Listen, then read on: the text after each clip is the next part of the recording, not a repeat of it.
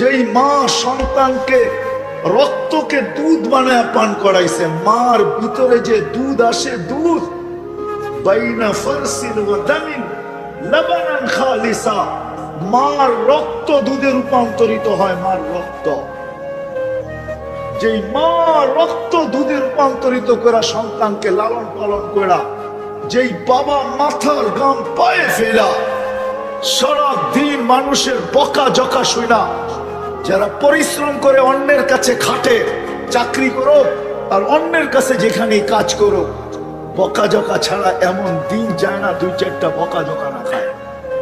সত্য তো? দিকে মা রক্তকে দুধ বানায় খাওয়াইছে, পান করাইছে, আরেকদিকে বাবা নিজের সবকিছু বিসর্জন দিয়ে সন্তানকে মানুষ বানাইছে। ওই সন্তান দিন না থাকার কারণে মা বাবাকে বৃদ্ধাশ্রমে ছেড়ে আসে।